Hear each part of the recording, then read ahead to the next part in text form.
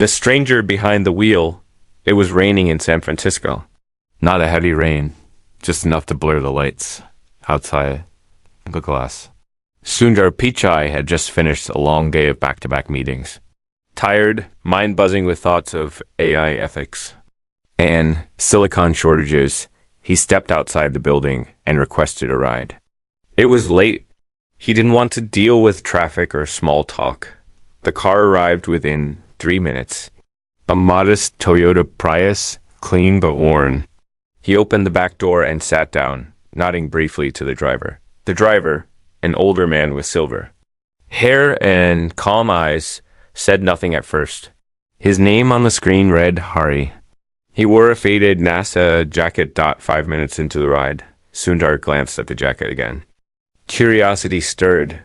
He asked, "Did you work there?" The driver chuckled softly. A long time ago.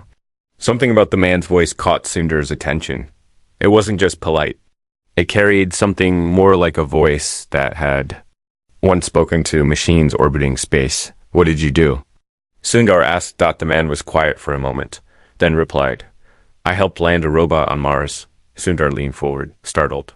"Really?" The driver nodded, eyes still on the road. "I led the entry and descent navigation systems team in 1996. It's ancient history now." There was silence in the car. Sundar couldn't believe it. Here he was, a billionaire tech CEO, being driven through the rain by a man who once helped shape human history, and no one knew. "Why are you driving Uber?" Sundar asked. The driver shrugged. "My pension barely covers rent. I had a few bad turns. I still like meeting people, though. And driving calms me." Sundar felt something shift in him. He had met presidents, innovators, change makers, but this man, this quiet, humble stranger, had just moved something deeper. "What's your name?" Sundar asked. "Hari Venkat," the man replied, "but people forget." The rain tapped against the windshield like a ticking clock. Sundar stared out at the city, suddenly seeing it differently. How many others like Hari were out there? Geniuses who had faded from view. How many stories were riding beside us, unnoticed? As they approached Sundar's home, he spoke again. "Do you ever miss it?" Hari looked into the mirror. "Every day. But no one wants to hire a 72-year-old engineer who still writes code in Fortran." Sundar gave a half smile, more sad than amused. "I know a few people who might." Hari parked the car. "Thanks for the ride," Sundar said. "Thanks for the company." Hari replied. As Sundar stepped out, he paused, turned back, and said, "Can I have your number?" Hari hesitated. "You're not serious?" "Completely," Sundar replied. "Let's get coffee tomorrow." Hari nodded slowly, as if unsure whether he had heard right. As the car drove off, Sundar stood in the rain a little longer than usual. Something inside him was changing, and he wasn't sure where it would lead. The next morning, Sundar sent a message to his assistant. "Cancel everything after 2 p.m. I have a meeting." Personal. What Sundar didn't know yet was that this one conversation would unlock a chain of events that would change not just his life, but the future of an entire generation. The ride was over, but the journey had just begun. Coffee with a ghost. The next day, the rain was gone. Soft sunlight pushed through the morning clouds like a quiet promise, warming the sidewalks and brightening the glass walls of Sundar Pichai's home in Palo Alto. But inside, Sundar sat in his study, distracted. Untouched emails piled up like silent alarms. There were contracts to approve, meetings to prepare for, and a board member who had been waiting 3 weeks for a callback. Yet Sundar couldn't focus. His thoughts kept circling back to the man in the Prius. There was something about Hari that had stayed with him like a voice heard in a dream, too quiet to forget. He didn't know why it had affected him so deeply. Maybe it was the look in Hari's eyes. The way he had spoken about Mars, not with pride, but with the kind of sadness that only comes when the world has forgotten your name. Sundar had seen brilliance before, but never had it come wrapped in such humility, such quiet erosion of legacy. By 1:45 p.m., Sundar was already waiting outside a small cafe near Mountain View. It wasn't his usual place. This one was older, quieter. The kind of place that still used paper menus and had coffee that tasted like someone cared. At exactly 2:03 p.m. The door opened and Hari walked in. He wore the same NASA jacket and a simple checkered shirt underneath. No watch, no phone in hand. His steps were careful, not slow, but measured, like a man who had spent his life calculating trajectories. Even when walking into something unknown, Sundar stood up and offered a handshake. Thanks for coming, Hari smiled. You made me curious. They sat in a corner booth near the window, steam rising from 2 ceramic mugs. The silence wasn't awkward. It was thoughtful. 2 men from 2 different worlds, sitting across. A table like explorers meeting at the edge of a map. So, Sundar began, you led a team at NASA? Hari nodded, sipping his coffee before answering. I started as a research intern. Eventually became lead engineer on guidance and navigation. Systems. I wrote code that's still floating above Mars. Sundar leaned forward. Why did you leave? Hari's eyes dropped. After my wife died, I took early retirement. Tried consulting for a while. Then one day, the calls just stopped coming. There was no bitterness in his voice. Only the quiet weight of time. Sundar felt a chill in his chest. Here was a man who had touched the stars, reduced to silence by the very world he helped build. What happened after that? Sundar asked, more softly now. Hari gave a small laugh. Life happened. Bad investments. Some health scares. I sold the house. Moved into a small apartment in Fremont. Uber made it easy to earn something without interviews or age limits. Sundar sat back, stunned. How is this possible? Why didn't anyone help? Hari looked out the window for a moment, watching a child chase pigeons in the sun. Then he turned back. I think when people don't see you anymore, they stop asking questions. Sundar said nothing for a long moment. His fingers traced the edge of the coffee mug. Inside him, something was shifting, part frustration, part responsibility. What if I could bring you back? Sundar said finally. Hari blinked. What do you mean? I want you to consult for us, Sundar said. Not as a charity. Not as a gesture. I want to know what you know. And I want others to hear it too. Hari shook his head slowly. No one wants an old man lecturing about engineering from 30 years ago. Sundar smiled. You didn't just write code, Hari. You wrote the future, and we need that voice now more than ever. Hari stared at him for a long time, eyes narrowing slightly. Not with suspicion, but with the kind of careful analysis only a systems engineer would use. Why me? He asked. Because, Sundar said, you remember a time when technology served people, not the other way around. For a moment, the noise of the cafe faded. No phones rang. No coffee machines hissed.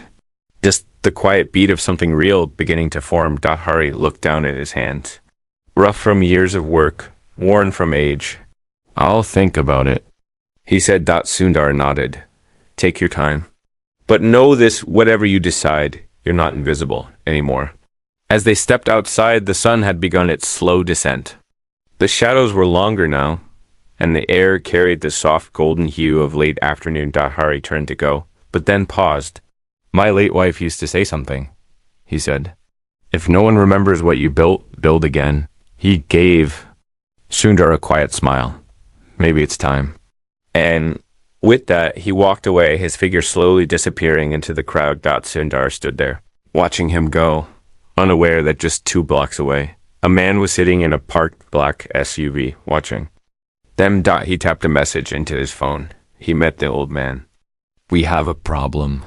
Asterisk secrets buried in silicon. 3 days passed. Sundar had gone back to work, but everything felt different. The offices looked the same: glass walls, steel beams, whiteboards filled with flowcharts and future plans. But behind it all, something had shifted inside him. He kept thinking about Hari's hands, the way they moved when he spoke about landing a robot on Mars. Steady, purposeful, hands that had once shaped guidance systems, now steering a rideshare app through traffic. And the more he thought about it, the more something else began to gnaw at him. Not just sadness, but suspicion. How could someone like Hari just vanish? Not just from NASA, but from memory. Sundar had access to databases, academic archives, old NASA press releases. And yet, when he asked his team to pull files on Hari Venkat, the results came back thinner than expected. Almost too thin, got a few mentions. A photo from 1997, a single. Technical paper on descent velocity modeling. Then silence. No interviews. No retirement statement. No transition to private consulting. No public footprint after 2001. It wasn't just odd. It was unnatural. That night, Sundar sat in his study again, staring at the screen. He thought about calling someone, maybe a friend from MIT or a senior contact still in Washington. But something in him said not yet. First, he needed to hear. If from Hari himself, he called. Hari picked up after the second ring. "You've been thinking," he said, without hello. "Yes," Sundar replied. "Do you still have your old work?" "Some of it." "Why?" Asterisk, because your name barely exists on the internet. A pause. Then Hari said, "Come over." Asterisk, Hari lived in a small apartment in Fremont, tucked above a hardware store. The stairs creaked as Sundar climbed them. Inside, the place was simple. Bookshelves lined the walls, mostly physics, engineering, astronomy, a few family photos. And on the table in the corner, a dusty metal box. Hari sat by the window, watching the moonrise. When Sundar entered, he didn't get up. Just gestured toward the box. "That's everything they didn't erase," he said. Sundar opened it carefully. Inside were printouts, handwritten calculations, and old floppy disks labeled with mission codes. Ares 2 entry models, hypersonic drift Sim B4, AES 97 final nav pass. Beneath those, a single yellow folder. Sundar picked it up and opened it. Inside were photos. Not the kind you'd find on NASA's public website. These were behind-the-scenes images. Engineers bent over consoles, wireframes projected onto chalkboards, people laughing in hallways. In one photo, a younger Hari stood beside a group of colleagues, pointing at a blurry display screen. "We were working on something no one talks about," Hari said softly. "Something beyond just Mars." Sundar looked up. "What do you mean?" Hari exhaled. "In 1996, we discovered something unusual. A data anomaly during one of the satellite missions. It was buried in a noise spike from deep space, barely noticeable, but it repeated every 19 days. We thought it was background interference. I thought otherwise." He walked over to the table, picked up one of the disks. "I created a filter that isolated the pattern.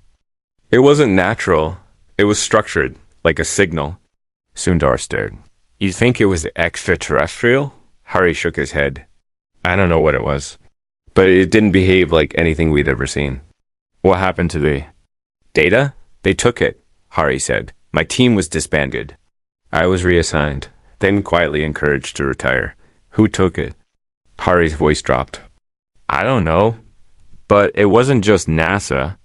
There were people outside the agency, private contractors, men in suits with no department tags." Sundar sat back, stunned. "Do you still have the signal?" "A copy," Hari said, "but I never decoded it fully.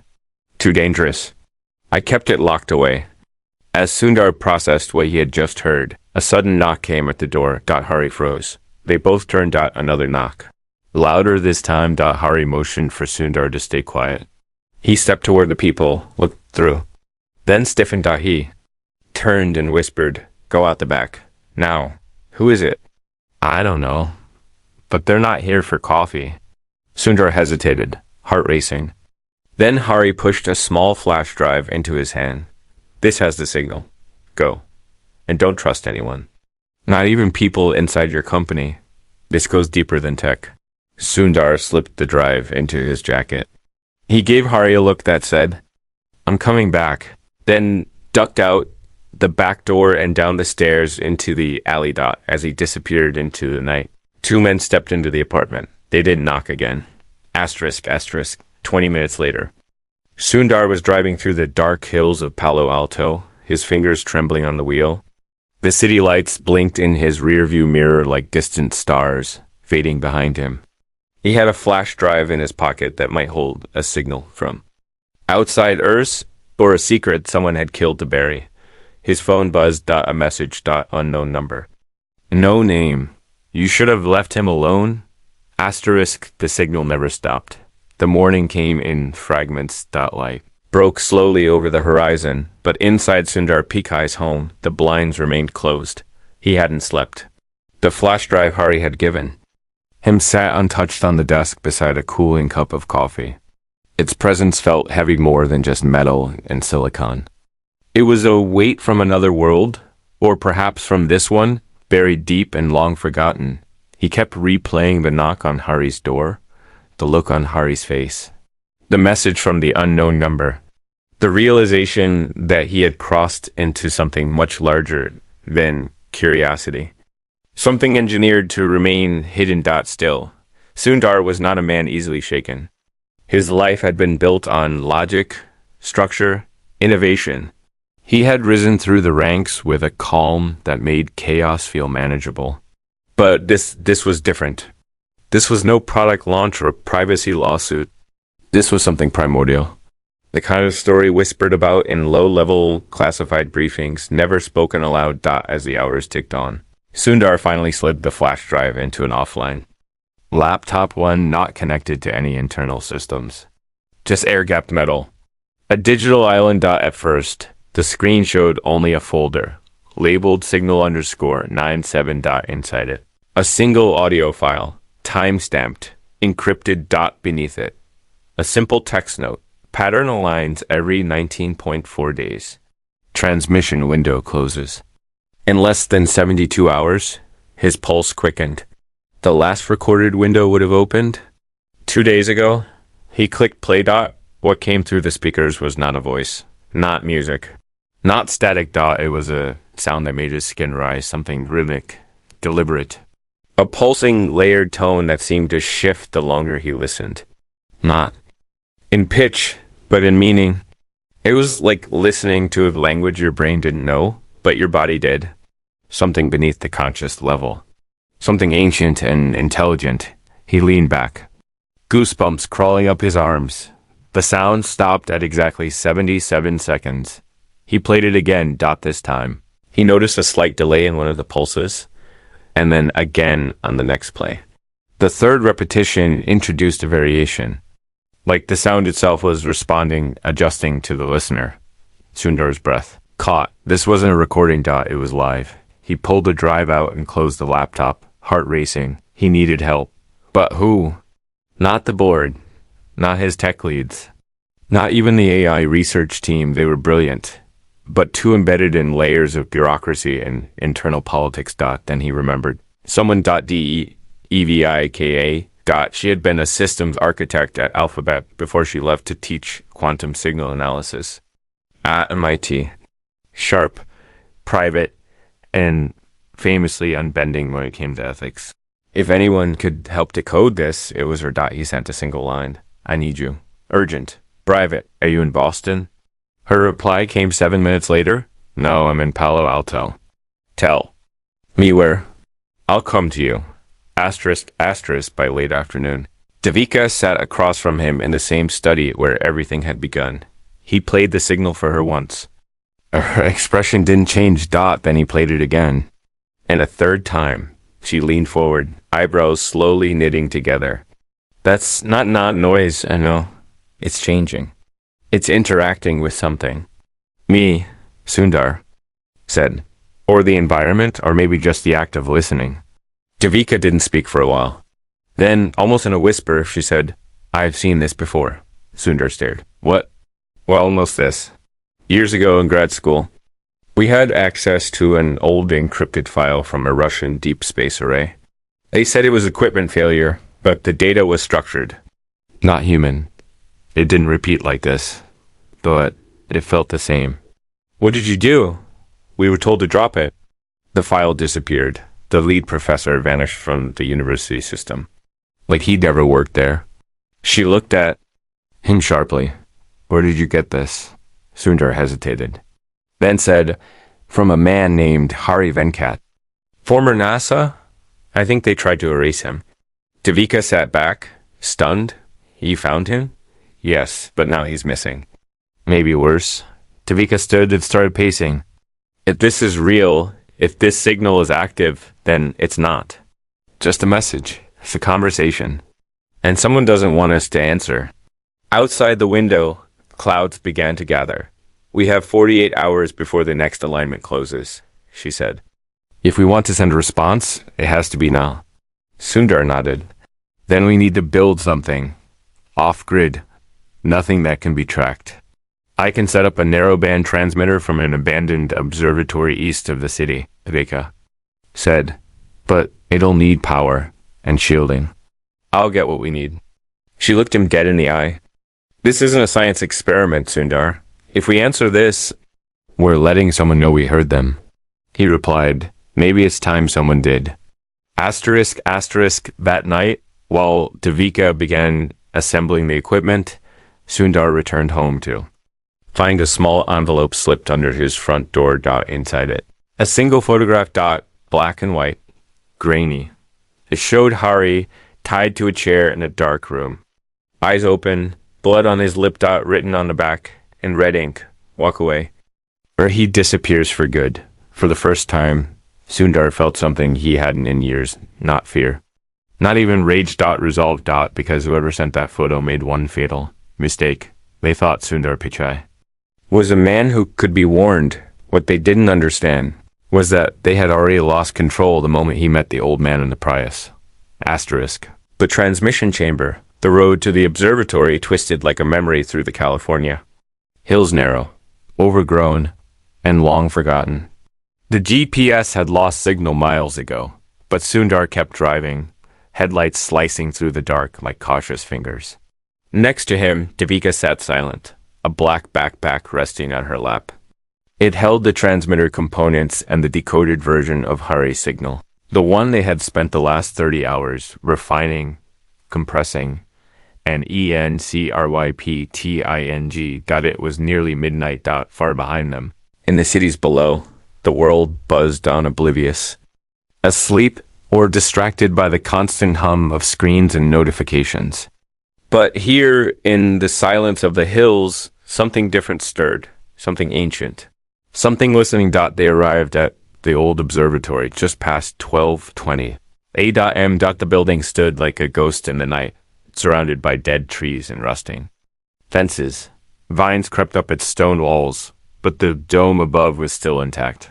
The place had once been a cathedral of the stars. Now it was a graveyard of forgotten science. Asterisk inside, the air was thick with dust. Broken chairs lay scattered across the floor. Old monitors, their screens long black, sat in rows like hollow eyes. And yet, the structure still held power. Not electricity. Something else. A kind of waiting asterisk. You really think this place can transmit? Sundar asked. Devika nodded. It has a reflector array on the roof. Analog, untraceable. All we need is power and alignment. They climbed up to the control chamber, where a cracked skylight exposed the dome to the heavens. Through it, the stars looked close enough to touch. Devika set up the transmitter in silence, her hands moving fast but careful, like someone weaving a final thread into a fragile web. We have 37 minutes, she said. After that, the signal window closes. What are we sending? Sundar asked. Devika hesitated, then said, a mirror. A mirror. The original signal was recursive, like a call waiting for a specific kind of answer. We're sending it back, but with a modulation shift. Like holding up a mirror, only this time, the reflection moves. And if they answer, she didn't look up, then someone out there knows we're here. They ran a final diagnostic. The transmitter lit up low-frequency hum green indicators. The array slowly rotated toward the sky. Then Devika flipped the switch. A soft, harmonic pulse echoed through the chamber. Not loud, but deep, like the earth itself had exhaled. The signal was live. They waited 5 minutes. Nothing. 10. 15. Then Sundar felt it. A vibration. Not in the floor. Not in the equipment. In the air itself, .devik. A single quote's S screen lit up. It's responding. She whispered on the monitor. The waveform pulsed in synchrony with their own, then began to change.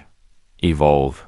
It shifted tones. Faster now, introducing new structures. Not random, not noise. Something layered. It's a language, Devika said. Not spoken, but mathematical. Recursive syntax.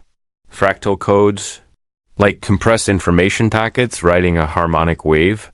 Sundar leaned closer. What's it saying? It's not a sentence. It's a map. To where? Devika froze, then slowly turned the laptop toward him, on screen. A visual rendering began to take shape, black and white at first, then overlaid with heat gradients. It was a topographic imprint. A map, yes, but not of Earth, not of any place Sundar had ever seen. That it showed a landscape pocked with geometric patterned structures that looked artificial. Beneath it, coordinates blinked. These aren't terrestrial, Devika said. Are they on Mars? She shook her head. No, these are deeper. Older. It's not another planet. It's under us. Sundar's blood ran cold. Underground? Far underground. The signal began to spike, growing louder, faster. The harmonic pattern distorted into a high-frequency burst. Devika scrambled to stabilize the input. Her fingers flying across the keyboard dot, then the screen went black. A deep static buzz filled the air, followed by a long, slow tone dot, then nothing dot, total silence. Was that the end? Sundar asked. Devika didn't answer right away. She stared at the blank screen, face pale. They terminated the link, she finally said, but not because of error. It was intentional. What does that mean? It means they heard us. They gave us what they wanted to give us. And then they shut the door. A chill passed through the room before Sundar could respond. A sharp click echoed from downstairs. A door. Then footsteps. Not one set. Multiple. Devika looked at him. They're here. How? They always knew, she whispered. The moment we transmitted, someone was listening. They grabbed the hard drives, yanked the transmitter's core module, and darted out the back. The stairwell echoed with the sounds of boots and metal. Voices low, tactical, urgent. They sprinted through the woods behind the observatory.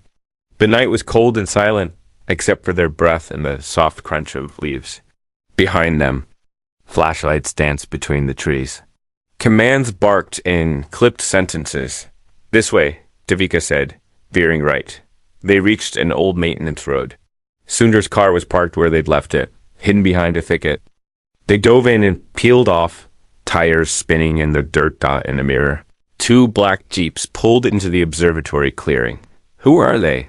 Sundar asked, his voice tight. Not government? Not exactly, Devika said. Contractors. Shadow. Divisions. Cleanup crews. They don't follow protocols. They race loose ends. They drove in silence for 10 more minutes, hearts pounding, minds racing. Then Devika turned toward him and asked, the question that changed everything. What if the signal wasn't meant for them? Then who was it for? Us, she said. You, me, Hari, anyone who could understand. Anyone willing to see. They didn't know it yet, but beneath their feet, far beneath the surface of California, something ancient had begun to stir. It wasn't alien. It wasn't human. It was something in between. And now, it was awake. Asterisk, the message beneath us. The next morning came like the calm before a storm quiet, almost cruelly gentle. The sun rose over the valley with golden softness, casting long, forgiving shadows across the quiet neighborhoods. But inside Sundar Pichai's mind, there was no peace, only motion, only urgency. They had slept for barely an hour, hidden in a remote safe house, borrowed through an old contact in the research community. Devika sat beside a whiteboard already half covered in symbols, coordinates, and fragments of the signal they had received. Hari was still missing. The photo they'd received haunted Sundar. Every hour that passed, his guilt thickened like smoke. He had pulled a man from the shadows of history, given him a moment of light, and now that light had drawn wolves. Sundar hadn't just disrupted the past. He had disturbed something carefully. Buried.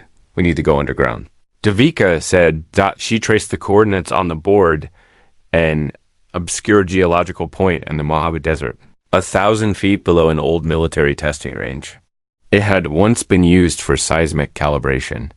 But there were rumors, long-standing whispers of black site research and strange anomalies. Sundar studied the map. What do you think is down there? Devika hesitated. Maybe nothing. Maybe a machine. Maybe someone waiting. Sundar felt the chill settle deeper into his bones. He didn't believe in the supernatural, but he believed in silence. And this silence, the kind around the signal, around Hari's erasure, around this hidden location, it was engineered. Someone had buried the truth with precision, which meant whatever they were protecting. It had value. By nightfall, they had secured transport, equipment, and forged credentials. The access tunnels beneath the desert were guarded, but not in. Ways Sundar expected. No official checkpoints. Just men in unmarked uniforms, with no ranks and faces that never smiled. They passed through under the guise of seismic researchers running an unscheduled maintenance audit. Nobody asked questions, because the people who worked here already knew not to. The tunnels were long, damp, and filled with the smell of old concrete and stale metal.